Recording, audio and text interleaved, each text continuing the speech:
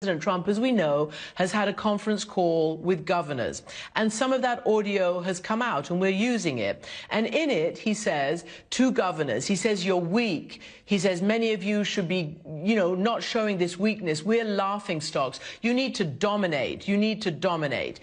I want to ask you not to, if you don't want to, comment on the President of the United States, but is the right direction for police today in this environment to go out and dominate and to show that they're quote unquote not weak? What should the police be doing now to calm this terrible situation?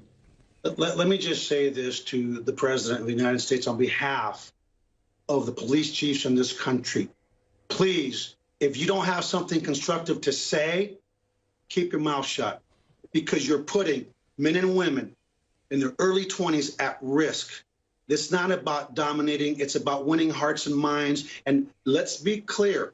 We do not want people to confuse kindness with weakness, but we don't want ignorance to ruin what we've got here in Houston. And speaking for my colleagues across the country, where their officers are being injured, community members are being injured, if you don't have something to say, like Forrest Gump, then don't say it, because that's the basic tenets of leadership, and we need leadership now more than ever. And it hurts me to no end, because whether we vote for someone, we don't vote for someone, it's still our president. But it's time to be presidential and not try to be like you're on The Apprentice. This is not Hollywood. This is real life, and real lives are at risk. And I ask the American people to please join with the police, stand together. Let's shift this to where it needs to be, to the voting booth. Pay attention to the hearts and of the people that we elect. And the reason this stuff happens is because too many people right now in this country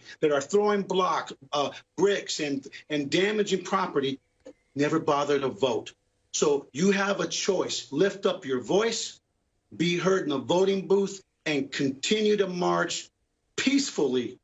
So the focus remains on bad policing, criminal policing. And let's be real honest, this is not just about policing.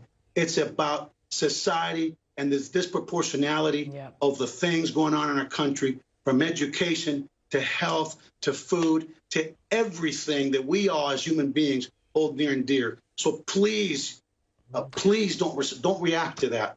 If we just hug one another, the only thing that will happen to overcome hate is love.